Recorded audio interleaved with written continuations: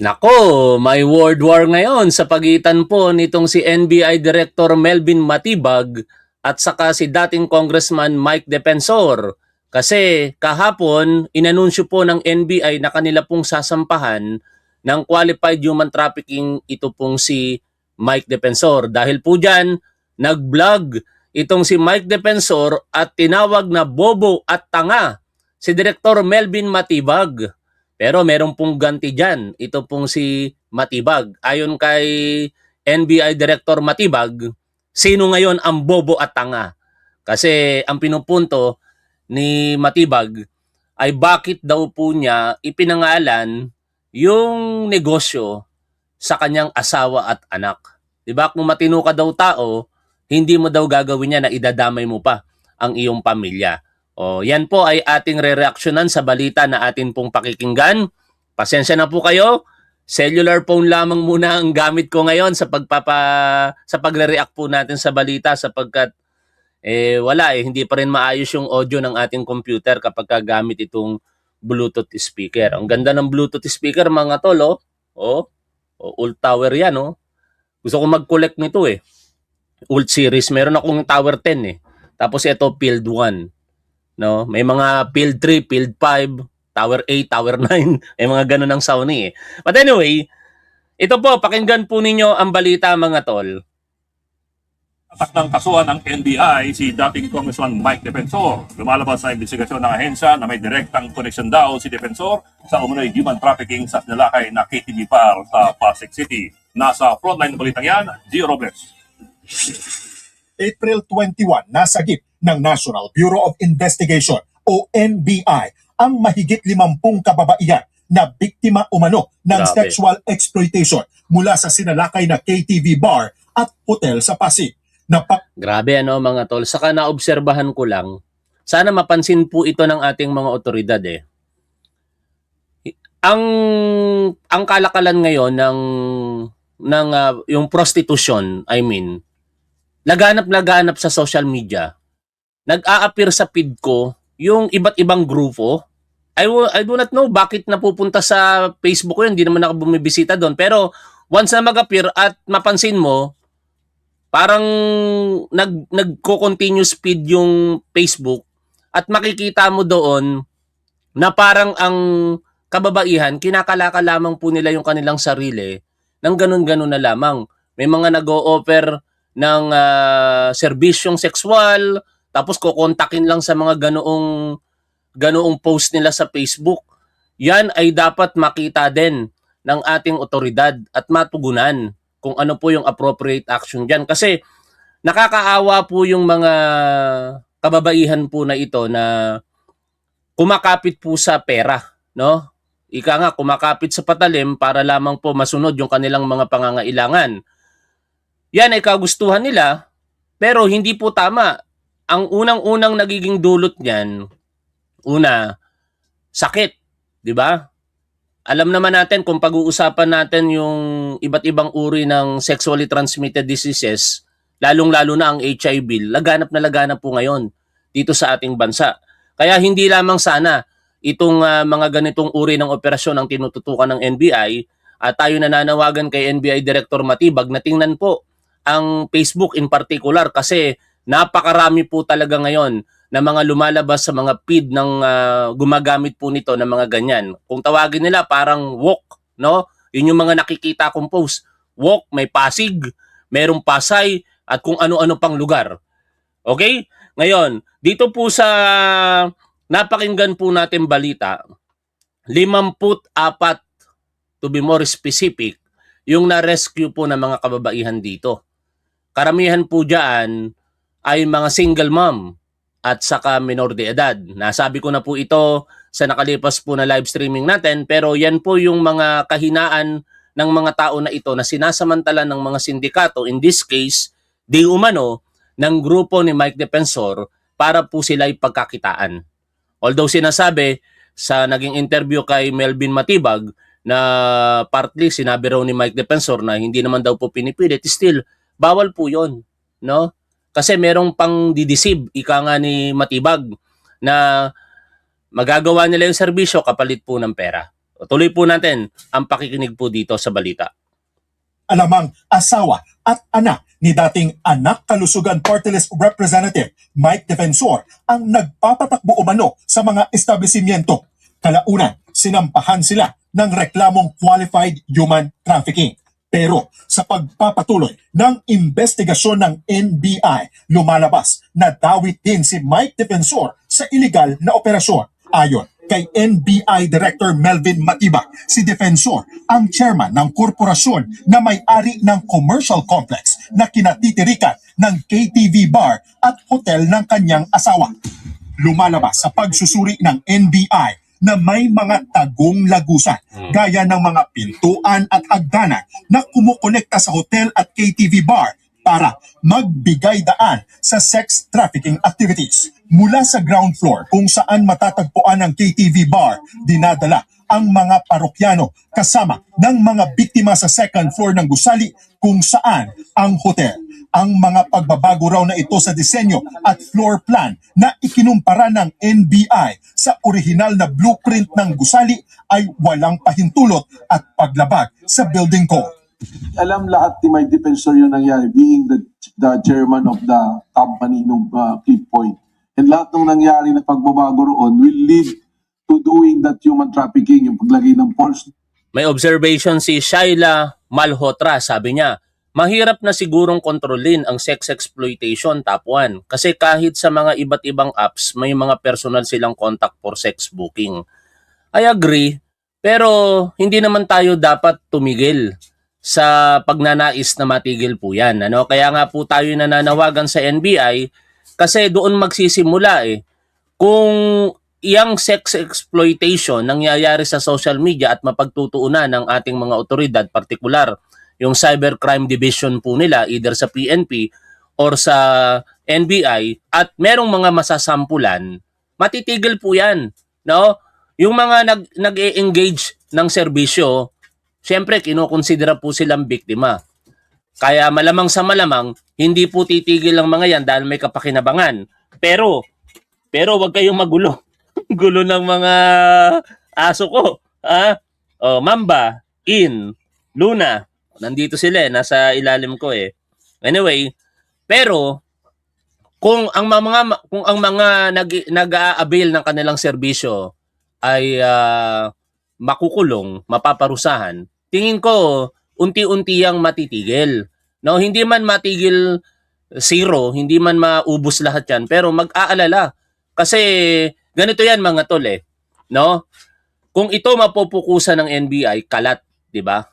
Kalat sa social media, no?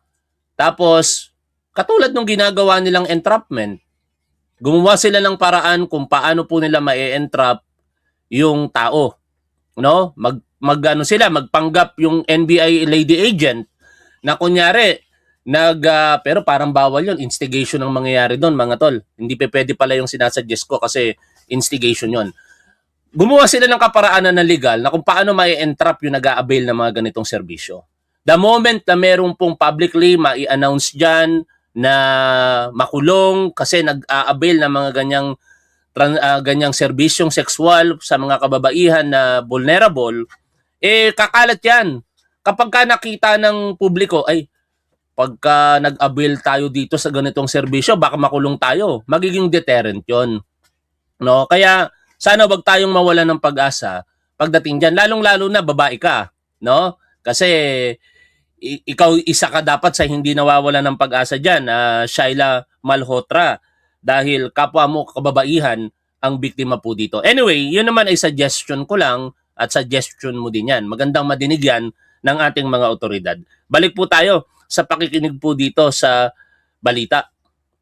Doors, ng false stairs, yung paglalagay ng rooms na dapat offices, ginawang hotel rooms. Lumalabas din sa original na floor plan na may naka-reserve na kwarto para kay Defensor sa mismong KTV bar, ayon kay Matibag. Tapos makikita natin dito na ito, indication na window 132, tapos window 137, dapat itong room na to is office. Sayang ni di nyo nakikita yung video. Mike Defensor. Nakalagay po yan sa plano sa blueprint. May nakalagay na Mike Office.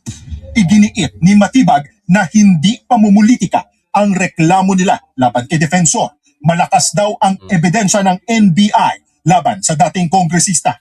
Non-bailable o walang piyansa ang qualified human trafficking.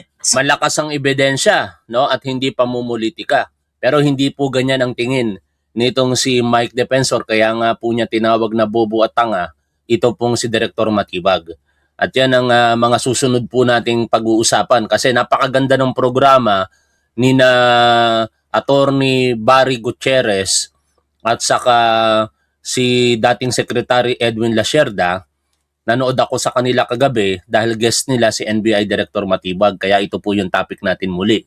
Bahagi po ng interview ay ito pong mga naging pasaring ni Mike Defensor na tinugunan naman nitong si Matibag sa katanungang sino ngayon ang tanga at bobo. Mamaya po natin tutunghayan yan, pero patuloy muna natin pakinggan ang balita dito.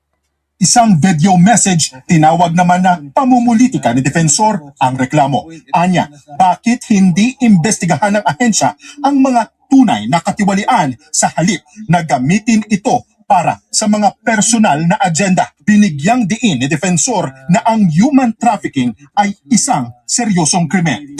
Ang sinasabi nila, meron daw pong human trafficking na para bang pinilit, ginipit yung mga tao o di kayo tinatakot. Yan po'y walang mga katotohanan. At itong establishmentong ito, katulad ng pinakita ko sa inyo, ito pong lugar na to, marami po ditong mga investor na magkakasama kami. At kung si Matibag lang nang imbestiga ng tama, malalaman niya na may mga kasama kami dito na ngayon ay cabinet secretary. Nako. At meron din pong isang Sino kaya investor yun? dito na senador. Nako, Bukod kay Defensor, kakasuhan din ng sana pangalanan nila, no? Nasabi na natin to kahapon, ulitin lang natin. Sana pangalanan na lamang sino yung cabinet secretary na yan. Kasi, yan ay trafficking in person ang aktibidad. Tapos merong nanunungkulan sa ating gobyerno na investor sa ganon. Tapos merong isang senador. Pangalanan mo na lamang, Mike Defensor, nang sa ganon, masuri iyan ng publiko at ma-criticize natin. No? Kasi hindi maganda yan na meron palang cabinet secretary kung totoo man ang sinasabi mo at saka isang senador na engaged din sa ganyang uri ng aktibidad. NBI, ang isa pa niyang anak na tumatayo namang corporate secretary. Dawit din sa mga kakasuhan si Lawrence Tan, ang pangulo ng Wakwak Golf and Country Club na naabutan sa sinalakay na KTV bar. Wala pang pahayag kaugnay dyan si Tan. Sa Biyernes, formal na isasampa ng Bukas NBI ang reklamong qualified human trafficking laban sa dating kongresista na si Mike Defensor. Nagbabalita O bukas na yan, ha? Huwebes ngayon, bukas Biyernes, sasampahan ng kaso itong si Mike Defensor. Pero ine-expect natin na abutin pa yan ng buwan. Yung mga asawa at anak niya nga naisampahan ng kaso noong April 21 pa, di ba? Anong petsa na po ngayon? June 25, 2026. Hindi pa nare-resolba ng prosecution kung ito ba iaakyat sa korte o hindi, no? 2 buwan na ang lumipas. Kaya kung ito naman kay Mike Defensor, aakyat sa korte, baka probably mga month of October, September, October na yan, kung sakasakali. At the moment na umakyat yan sa korte, lalabasan ng warrant of arrest yan. At diyan na natin malalaman kung willing ba talaga siyang harapin yan o magtatago siya. Kasi tandaan nyo mga tol, yan ay no bail recommended kung malakas ang ebidensya. No?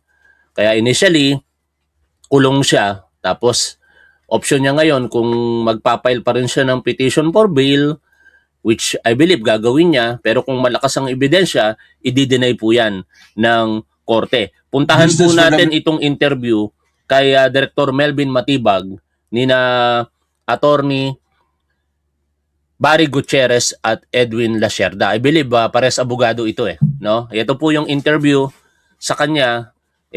Hindi ko po maipakinig sa inyo mula sa computer direkta dahil nga walang speaker yung computer natin, kaya muli sa cellphone, yan na lang ilagay natin sa screen para alam niyo kung sino-sino po yung mga nagsasalita. Si Lasierda, Gutierrez at saka si Matibag. Pakinggan po natin sila mga tol. Kaya inimbitahan namin Yan. si Mike Defensor dahil Si he was Matibag po yan. accused na siya yung nag-offer ng 5 billion dun sa mga Marines. Hindi siya pumunta.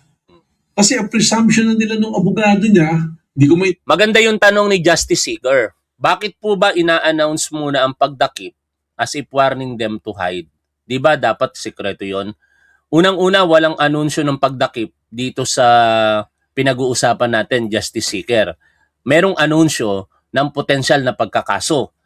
Ang potensyal na pagkakaso kaya inaanunsyo ay para sa kaalaman ng publiko dahil pinupolitika. Si Mike Defensor ang pumupolitika. Hindi po pwedeng manahimik dito ang NBI kasi nagpapakalat ng fake news o maling impormasyon itong si Defensor at ang grupo niya.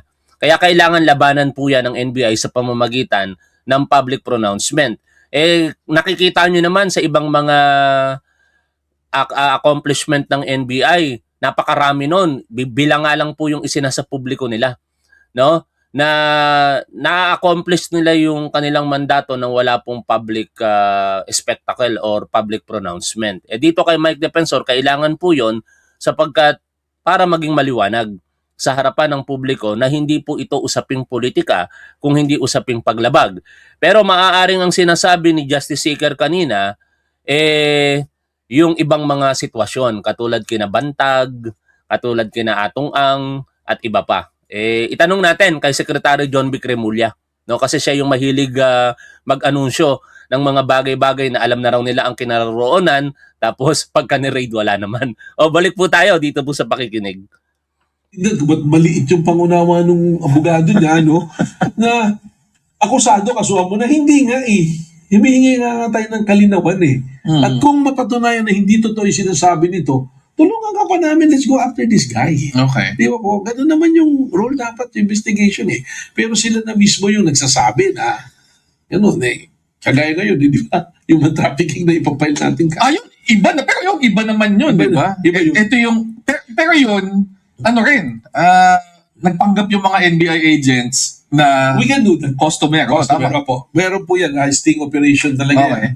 At napatunayan namin na meron talagang prostitution na nangyayari. So paano yung sistema to? Parang tuloy-tuloy na. Kasi several ano yun, di ba? Several establishments. It's like a whole ecosystem po. Yung pinapakita ko kanina, I don't know kung napakita nyo, yung plano na ginawa nila, hindi ba nila talaga yung plano to suit yung plano nila na prostitution doon? So inalter nila yung building. Yung pong approved ng city engineer na galing doon sa, pinalitan nila. Okay. Yung hagdan, ipinasok nila para may hagdan galing sa baba, doon sa Chicago Oh. KTV, papunta doon sa Blue Hotel nila. Na yung Blue Hotel dapat, ang original design, dalawa lang na malaking office yan, 2 pinto, nilagyan nila ng mga kwarto, 6 na kwarto na, may mga kamang isa-isa. How long did you do the surveillance? Di ba? Yan yung mga ebidensyang nakalap ng NBI. Yung mga sinasabi na yan nitong si Director Matibag. Kaya ibabangga ngayon yan sa sinasabi naman nitong si Mike Defensor. Kasi, di ba sa vlog na napanood at napakinggan na po natin, sinabi ng Mike Defensor, pinakita niya pa yung lugar. Wala daw po yung katotohanan sinasabi ng NBI. Pero ang punto dito, nasa labas eh. Kaya walang pagbabago. Ang sinasabi ng NBI, ipakita mo mismo, Mike Defensor, yung loob. Kasi doon kayo nagkaroon ng alteration, which, sabi pa nga ni Matibag, in violation also sa building code, ano? Kaya tingnan natin sa huli kung sino ang paniniwalaan po dito ng prosecution initially and eventually sa korte. Patuloy po natin pakinggan.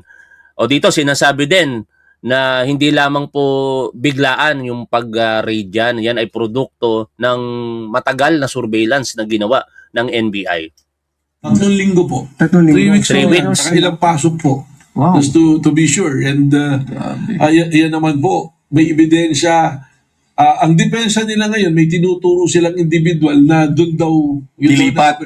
Walang denial ng nangyari human trafficking, pero tinuturo nila. Ang nakalimutan siguro ni Mike Defensor, kahit na sabi ikaw lang nagpaparenta, pwede kang maging responsible dyan. Yeah.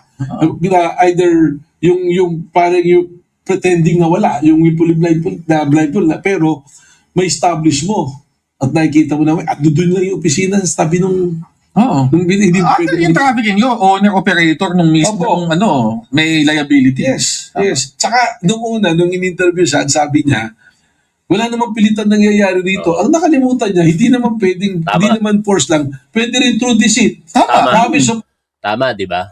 Kasi alam niyo mga tol, sa madaling pangunawa na lang i-explain ko po sa inyo yung Trafficking in Persons Act o yung batas na nagbabawal sa mga ganyang aktibidad. No, meron pong 3 elemento 'yun eh. Ang nakalagay po sa mga elemento na 'yon ay una, yung akto, no? Ano yung akto? Ito yung pag-transport mo, pagdala mo, paglagay mo sa isang lugar at iba pang mga kaparaanan sa mga biktima. In that case, yung mga kababaihan na 54. And then syempre, sila ay ni-recruit doon para magtrabaho, no? Tapos pangalawa, yung binabanggit ni Attorney Melvin Matibag dito yung means, yung kaparaanan sa pamamagitan ng deceit, no? Kasi nililinlang mo yung mga kababaihan na dahil nga po sa vulnerability o weaknesses nila, kapalit ng pera, ipoprovide nila yung sexual services. At yun na nga yung ikatlo, yung exploitation, yung sexual services na binibigay po nila. At lahat yun, pasok diyan po sa nakita nilang aktibidad sa Blue Hotel at saka sa Chicago KTV na di umano'y pag-aari nitong pamilya Defensor. Una na nga pong nakasuhan dyan yung anak at asawa ni Mike Defensor, and lately, dahil nga po sa mga nakalap na ebidensya matapos suriin ng NBI, damay na itong si Mike Defensor. Again, kung yan ay pamumulitika, mukhang papabor yan kay Mike Defensor kasi lumalabas na mahina lamang ang ikakaso sa kanya. Pero mukhang hindi po ganun ang sitwasyon dahil sabi nga ni Gas Abelgas, hindi po nagsisinungaling ang ebidensya at hindi pa pwedeng gamitin ni Mike Defensor ang depensa na yan ay pamumulitika lamang. Wala pong ganoon na nananalo sa korte. O kaya ako kinasuhan, pinupolitika lang kasi ako. Pwede mo bang sabihin yon sa harapan ng huwes bilang ebidensya? Hindi po yun pwede. Tuloy po tayo dito sa pakikinig sa interview. huge amount of money, prostitution ang ending. There is recruitment, there is deceit, may promise. So, noong una bakit sinasabi niya, willing yung mga babae? Hindi naman po diretso sinabi ko. Pero sabi ko, tilitan. Well, I mean, mukhang inakusan na nga ako na may maleta yung asawa ko. Pero pag tinignan natin yung history niya sa human trafficking, Director Matibag, hindi lang po muka. Inakusahan na po kayo. Sabi nitong si Defensor sa vlog ay involved daw po ang asawa ninyo sa bilyong-bilyong flood control project anomalies. No? Sa bagay, wala pa naman pala partikular na sinabing nakatanggap ng malita. Yun na naman tayo sa malita. Maleta! No? O, sa mga DDS, paki-correct nyo po yung salita. Hindi po malita kung hindi maleta. O baka naman mali kayo, kaya pinagpipilitan yung malita yan. yung sa Quezon City, yung nangyari sa Paddy's Point. Number 2, Tagal na nun. yung sa Grand Boulevard. Okay. At kung maalala nyo, nagtayo pa ng Gentleman's Club yan, dyan sa Discovery. Gawain talaga. No? Kaya, Mahilig siya sa ganun kung ang pagbabasihan natin itong mga sinasabi ni Director Matibag. No? Pero baka naman yung kahiligan ni Mike Defensor ay legal.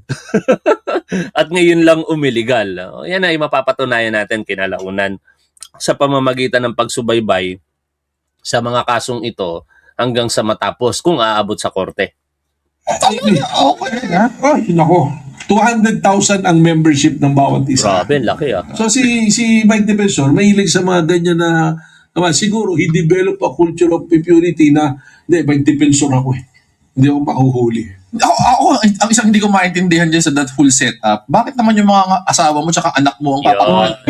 Ewan ko po, kasi sabi niya kanina, meron akong pinagwedal sa video, bobo at taka daw yung NBI. Ewan ko, sino yung mas bobo at taka ngayon? Kasama mo yung pamilya mo. Narinig nyo ewan ko, sabi ni Director Matibag kung sino ang bobo at tanga ngayon na isama mo ang pamilya mo. Kasi napaka-unusual nun mga tol eh. 'Di ba? Marami ako in particular sa experience ko, marami kaming na-encounter na illegal ang gawain pero hindi nila dinadamay yung kanilang pamilya. Ginagawa nga nila yon para sa kanilang pamilya, di umano para mabigyan ng magandang buhay yung pamilya nila, unfortunately sa maling kaparaanan. Meron din namang mangilan-ngilan na buong pamilya talaga involved. At tingin ko, kung totoo ang akusasyon dito, baka yun talaga ang pinili ng mag-ina nitong si Mike Defensor. Kasi parang imposible naman na ilalagay mo lamang yung pangalan ng asawa at anak mo dyan nang hindi nila alam, di ba? Kaya kung nadamay man ang asawa at anak, malamang sa malamang, baka alam din ng asawa at anak yung nangyayari doon po sa establishmento na yan. Pero again, yan ay puro mga akusasyon pa lamang at ikinaso ng NBI sa prosecution at ngayon patuloy pong dinidinig sa prosecution yan, hindi pa po umaabot sa korte. Kaya still, ang presumptions of innocence ay ini-enjoy pa rin nitong pamilya ni Mike Defensor, siyempre until proven guilty kung sakaling aakit yan sa korte. And maybe the start, yung umpisa nung yung purpose niya was different. Legitimate. Hindi, Just forgot. Pag Talaga. makita mo, kasi nag-video siya, labas pinakita niya, subukan natin pumasok. Yun nga eh. Nakita mo may hagdanan na hindi naman sa fire escape. The only purpose of the stairs is Sabi ni Jess Dogons, sabi niya, basahin ko lang ito. Meron kasing malita na lugar dito sa Davao Region, sakop ng Davao Occidental, na hawak ng pamilyang Bautista Tapuan. Ganun ba? Hindi naman lugar yata yung tinutukoy nila. Pero ganun pa man, meron palang lugar na malita, no? Ganun pala yun, no? Tuloy tayo dito. from sa KTV, paakyat doon sa mga kwarto. Nakita ko nga yung video niya at ang weird nung isa sinasabi niya na hindi daw totoo na nagkaroon ng alterations kasi ito yung inapprove. Dali naman i-check. Eto, singit tayo. Maganda yung observation ni Rogelio Ilagan. Sabi niya, nasanay yan. Akala nila, kaya nila si PBBM, nasanay sila sa previous administration. I believe, naniniwala ako dyan sa observation mo. Kasi, sabi nga dito ni Director Melvin Matibag, parang may some sort of impunity itong si Mike Defensor. Na porket Mike Defensor siya, hindi siya mapapanagot sa batas. Nagkamali sila. No? Sa panahon ni Pangulong Bongbong Marcos, tapos kinalaban pa nila, lalong napukusan ng atensyon. Di ba? Malamang sa malamang kung itong si Mike Defensor tahimik lamang ito, baka yung pagkaka-raid dyan sa Chicago KTV, hindi ma-expose ng ganito kalantad o na pag-uusapan sa publiko. Katulad nung sinabi kanina, nung isang manonood natin, di ba? Hindi naman kinakailangang i-anunsyo. Malamang ibabalita lamang yan. Pero hindi ganitong kalat na pinag-uusapan. Ang problema, pinopolitika ni Mike Defensor kaya sumasagot ngayon ng gobyerno sa pamamagitan ng NBI na yan ay hindi pamumulitika. Anyway, tuloy po tayo dito sa pakikinig. Hindi pasukin yung loob. Sa loob. Diba, makikita mo naman Sa loob. Makikita mo naman kung may mga alterations. It's one ecosystem. Transaksyon, usap, akyat ka, danan. Yun po yung nangyari. At yun po yung surveillance na ginawa. So sunod-sunod na may resto bar, may karaoke, and then meron parang mga Hindi kwarto. po, isa na siyang KTV bar, may mga private room sa baba, pwedeng gamitin. Pero yung prostitution, akit ka nun sa Blue Hotel, na ang presidente nung Sirin Corporation ay yung asawa niya at ang treasurer anak. At that point in time, you didn't know that they were the owners. Hindi ko po nakita So, na gano'n. somebody complained about that O, place. nireklamo na mayroon human trafficking. At ito pa yung na-discover namin yan, 2017 siya tinayo, ano ang meron sa area nung time na yon? May pogo. Yun. So meron kang built-in customers. Okay. Sabi ng mga manonood natin, malamang matagal na yan. Ito na, yung sagot. Kasi sinasabi nga dito nitong si Matibag na nung 2017 pa lamang, nung binuo yan, may pogo customer sila. No? Ayan, may pogo. Ibig sabihin, ang kliyente, yung mga nagtatrabaho din sa pogo. Oh, ba't mo Anong panahon yon? Duterte administration yon. And I believe, hindi lamang sa panahon ni Duterte yan. Kasi sabi nga ni Matibag, di ba, way back noon sa Paddy's Point, nagkaroon ng kontrobersiya rin itong si Mike Defensor. Talagang naging parang sistema kay Mike Defensor kung totoo yung mga alegasyon ng NBI. Ito yung design, may entrance na ng kotse nakatago. Yung entrance ng pintuan doon sa KTV, inilagay mo sa gilid, sinara mo yung gitna. At ipinasok mo yung hagdanan connecting to the second floor. Malino po Ito yun. yung nasa, Ecosystem ano, talaga. ito ba yung nasa metro? Ito ba yung nasa metro walk? Sa Metro Walk po. Ito ba yung DVD? Kachavit yan, di ba? Iba po yun. Kasi yung Metro Walk, that is a property na sequestered. Yeah. Oo. May portion doon na may nagre-renta hati-hatihan. Yung doon sa Clip Point na yun, na tinatawag, Clip Point Square, yun yung sa kanila, yung Clip Point Development Corporation. So, makikita po, maganda siguro, yung wag ipakita ni Mike Defensor yung Yan na. labas. Ipakita niya yung loob. Yung pinakita namin na Tama, challenge yan sa'yo. Total, dinadala mo sa social media, Mike Defensor, yung mga akusasyon sa'yo eh. No? Ipinakita mo yung labas ng establishmento mo. Nakita natin sa video, tinuro mo yung Korean restaurant, yung iba pang mga establishmento, particular yung 7-Eleven. Ngayon, ang susunod dapat na ipakita mo sa vlog para pabulaanan itong mga sinasabi o akusasyon ng NBI sa'yo, i-video mo, naka-live ka o kaya naka-vlog ka, yung loob mismo na tinutukoy nitong sina Matibag. Pagka naipakita mo sa video na walang alteration doon sa lugar, katulad ng dinidescribe dito ni Matibag, baka maniwala pa publiko sa'yo, Mike Defensor. Pero hanggat hindi mo yon pinapakita, ang lalabas sa publiko, tama ang ginagawa ng NBI at maniniwala ang tao sa mga ebidensyang hawak po nila. credit to John Consulta, nakunan po yun. Nilagyan nga lang ng kortina yung hagdanan bago Kung gusto nakatago. nga nang i-dispute yung sinasabi nyo, dapat yung loob ang pakita. Pakita yung loob. Pakita po yun. Kasi sinasabi naman nila yung alterations yung loob. At ito pa yan, yung mga dokumento, SEC documents eh. Right. Tsaka sa mayor's permit galing eh. O sabi ng isa naming manonood daw, Mike Defensor, totoo yan, top 1. May grab ako at nagpi-pick up kami dyan. Minsan, mga lasing na lasing ang babae dyan at madaming Chinese dyan kasi nga, pogo katabi niyan. Di ba? Sabi ng isang manonood dyan. Tuloy po tayo dito sa pakikinig. Na sila nag-apply. So, kailangan may ebidensya. Hindi naman po tayo kikilos ng isang bagay na walang ebidensya. When are you planning to file the case? Well, pinapa-certify po namin yung aming mga nakuha documents. So, hopefully, mapapile namin sa Friday. Kasi baka naiinip na po si ipapile na po. Hindi, pero ito, medyo mabigat-bigat. Kasi yung mga testigo dyan, yung mismo mga agents, di ba, na talagang pumasok doon. Opo. At nung Sting operation na. nag-rescue po kami, rescue tawag namin doon sa mga babae. Pinalitan pa nga po yung dati. Ang alam natin sa GRO, di ba? Right. Pinalitan pa niya mas CCA. Customer Care Assistant. Wow, parang Parang medyo mas mataas siguro yung singil. so, Sisi, pag nila sisi sa mall yan. that is a joint operation po ng social workers ng City of Pasig. In coordination po kami with barangay, tsaka po sa office nila mayor. Lahat po yan.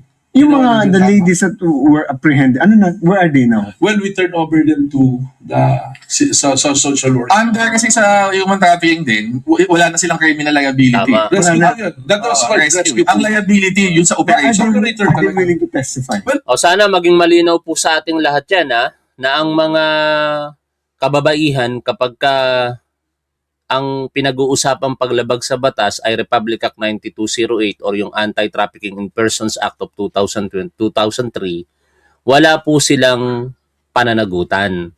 Sila po ay tinitingnan ng batas bilang biktima. No? Hindi po sila pwedeng sampahan ng kasong prostitusyon o kung anuman. Ang gagawin pa nga ng gobyerno dyan, katulad ng sinabi ni Director Matibag, ite-turn over yan sa DSWD para sa mga appropriate intervention program like counseling at iba pa na mga programa na makakatulong sa kanila bilang biktima ng trafficking in person. Ang termino na ginamit, syempre, kapag ni-raid yung isang lugar na meron pong trafficking in persons, ay rescue, no? Para sa mga biktima, nire-rescue po sila. Hindi po sila tinuturing na akusado o kaya nakapaglabag sa batas. Tapuan, pasok din po kaya sa kasong white slave trade yung kaso ni Mike Defensor.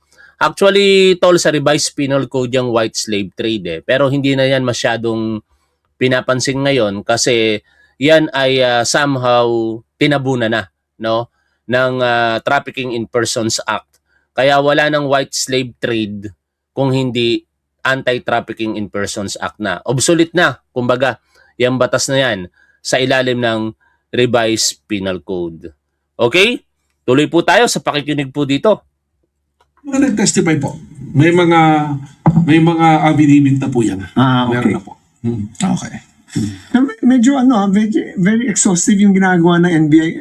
The previous impression of NBI then was National Bureau. By the way, sa mga nakikinig po sa atin, disclaimer lang, ako po hindi abogado.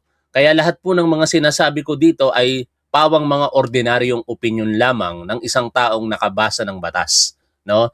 Kasi baka may pumuna sa atin, nagpapahayag ka ng mga usaping batas, hindi ka naman abogado. Kaya malinaw po dapat sa atin na yan ay hindi po sinasabi ng isang abogado. Ako po ay hindi abogado, kaya lahat ng mga sinasabi ko po dito patungkol sa batas ay ordinaryong opinion lamang. Magkaiba kasi yung mga naririnig po natin sa mga mismong abogado.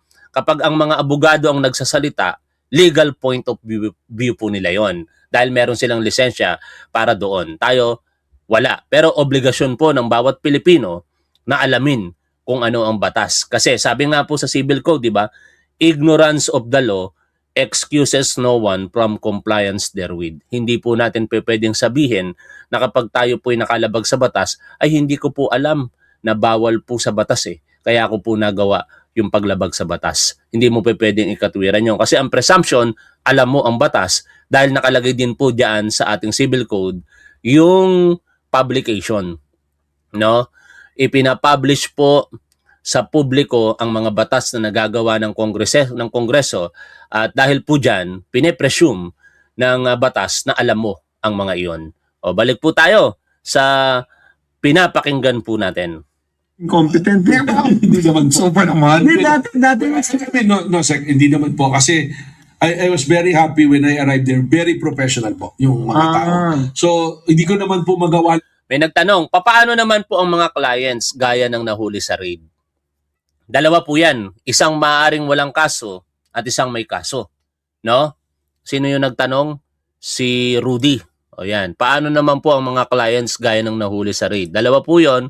Isang mayroong kaso at isang walang kaso. Halimbawa ako, di ba? Ako po ay mahilig din sa mga bar hopping. Nagpupunta ako sa mga, usually may mga banda. Hindi po yung mga ganyang lugar. No, manonood ako doon. Tapos kung yung iba naman nanood, o ako na lamang, kunyari pumasok ako diyan. Tapos merong programa, kumakanta, no? Nagsasayaw ng hindi naman po malaswa. Usually ganun sa mga KTV eh. And nag-iinom lang ako doon. For example lang to For example, nag-iinom lang ako doon. Wala na akong ginawa kung hindi nag-inom lang, hindi ako nag-engage sa serbisyo ng mga kababaihan na nagbebenta ng sexual services. Wala po akong pananagutan doon. Pero magkakaroon ka ng pananagutan kapag ikaw ay gumamit ng mga biktima. Nakalagay po mismo yan sa batas. Use of traffic person. No? Kaya pagka ginawa mo po yon, doon ka na bilang kliyente mapapanagot sa batas. At ganon yung ikakaso kay Lawrence Tan, yung presidente ng Wakwak Golf and Country Club. No, kung matatandaan po ninyo, binlag po natin yan in response doon sa mga, syempre pinagtatanggol ko si Senator JB Ejercito Kasi si Senator JB Ejercito din na batikos. Bakit daw parang kinakampihan si Mike Defensor? Hindi niya po sinabi yun. No, ang nililinaw lamang ni JB Ejercito kasi syempre parang may personal din na part kung bakit siya naging ganong ka-concern dahil nakasagutan ni Senator JB ang Lawrence Tan sa mga nakaraang pagkakataon. And then nakita niya doon sa ibinigay na ebidensya sa kanya na sa initial na endorsement letter ng NBI, nandoon yung pangalan ng Lawrence Tan bilang kasama sa mga kakasuhan. And then pagdating sa NBI, pagdating sa prosecution, nawala yung pangalan. Kaya pinuna iyon ni JB Ejercito. No, nagkomento siya doon. Dapat kasuhan lahat.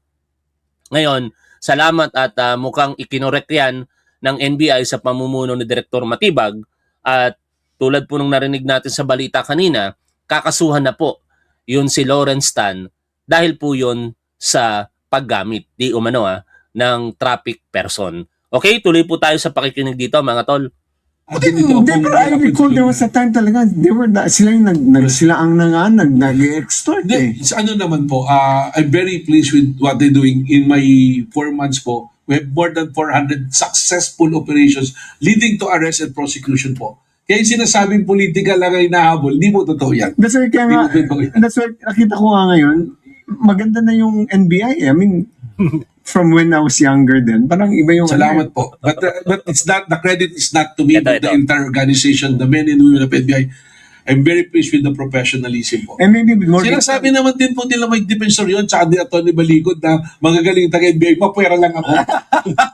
Ako naman, dati impressed ako sa professionalism. When are you planning to put up the NBI Academy? Sa ano po, New Clark City, we were given 70 hectares. So that will be the future.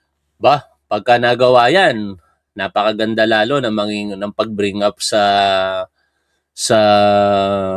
mga NBI personnel, ano? Alam niyo mga tol, yan ang pinangarap ko nung ako'y nag-aral ng criminology, hindi pagiging pulis. Nagkamali lang talaga ako ng diskarte that time. Kasi ang ginawa ko, ito maikwento ko na lamang muna, medyo segue tayo. This is personal, kwento ko lang sa inyo. In 2005, gagraduate ako technically, December. Pero ang commencement exercises namin 2006. Then October 2005 bago ako graduate, nag-take na ako 2006 pagka-graduate ko, hindi pa ako makapag-board exam dahil nga wala pang pera pangkuha ng credentials ko sa Mapua kasi Mapua ako unang nag-aral ng kolehiyo eh. Nandoon yung records yung transcript of records ko. Eh, hindi ko pa mabayaran yung utang ko doon kaya na-delay yung pagre-release sa akin ng TOR ng alma mater ko kung saan ako graduate.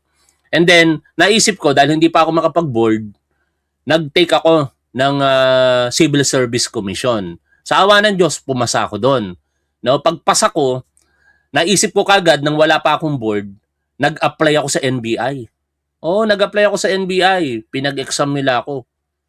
Pagdating sa examination, di man lang sinabi kung bagsak ako o hindi, basta nawala na. Siguro bagsak ako. Pero feeling ko di ako babagsak. Kasi NBI entrance examination kumpara naman sa mga pinagdaanan kong exam, di ba? Talagang wala lang akong power pa ng time na yon o wala akong kakilala. That is very unfortunate. And then, inalis ko na yung pangarap na yon. Lalo na nung nag-top ako sa board. No, nag-top 1 ako sa board May 2007. Nasa akin na ngayon yung karangalan ba? At may mga kakilala na kasi biglang pumutok yung pangalan mo eh. Tapos diniscourage pa ako nung dinami na mayapa na si Colonel Nazario Fernandez. Bakit ka mag-a-apply sa NBI? Dito ka na lang sa PNP. Kaya sa PNP ako napadpad. No? Siguro kung sa NBI ako nakapasok mga tol, baka nasa gobyerno pa rin ako ngayon kasi baka iba yung maging sitwasyon ko eh. No, unlike dito sa PNP na kinalaunan dahil hindi ako nagsumite ng SALN ko na-dismiss ako sa serbisyo. Yun ang katotohanan diyan.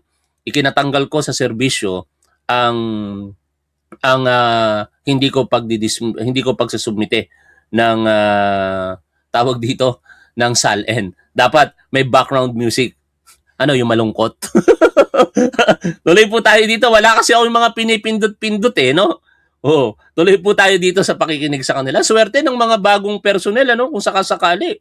Magkakaroon ng NBI Academy, bagong lugar, no? Require ba ng batas to? Well, may batas na po. May batas. 2012, binilang po siya nagamit ng Hindi gusto. pa So I was very thankful to BCDA kay Pres Jake Bigtang, and other than the 70 hectares, binigyan po kami ng addition na 300 million for the planning. So I will be seeking the help of the Congress and DBM. Sabi ni Juan Cho Sinigayan, Tapuan, ibig sabihin, kailangan ba may padrino ka palakasan system? Totoo po yan noon. Ewan ko ngayon.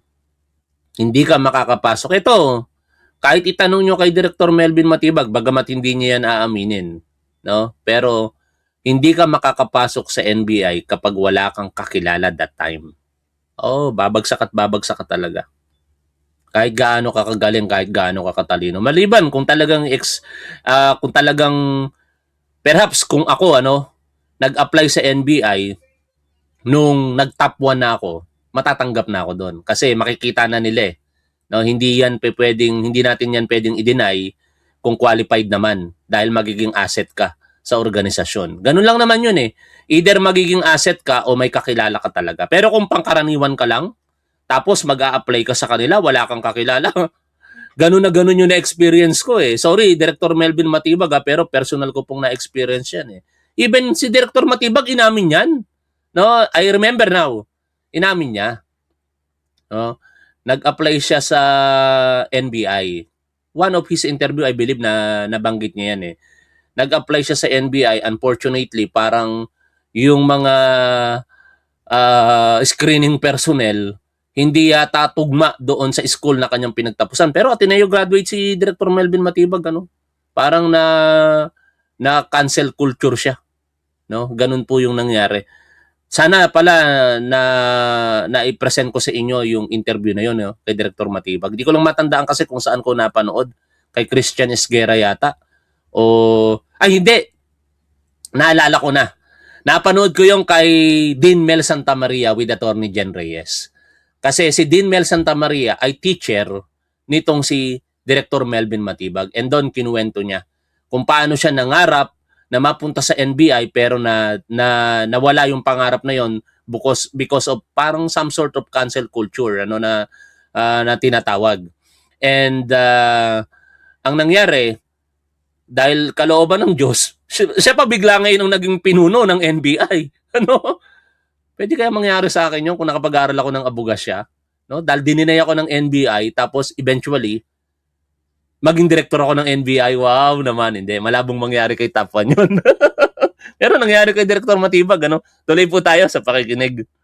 Sana po mabudgetan so we can start construction at least nung sa mga building. Nakaplano ba yan by next year? I-request po sana namin so hinahabol po namin. Habang wala pang napiprint na Opo. So we have a team now working overtime pa. Anyway, kwentuhan na yan. Kaya anong mako-comment ninyo dito sa ating pinag-uusapan mga tol? I-comment nyo na lamang po dyan sa chat area at mamaya magla-live tayo ulit. Nag-live stream na naman kasi o live selling si Alan Peter Cayetano. Yung mga paratang niya doon, sagutin natin. No? Kasi particular niyang sinasabihan si Senator Ping Lacson. Makatotohanan ba yung mga sinasabi ni Alan Peter Cayetano? Pag-usapan natin mamaya. Maraming salamat. Lagi nating tandaan kung ano ang tama at dapat doon tayo. Keep safe. See you always. Bye for now mga tol.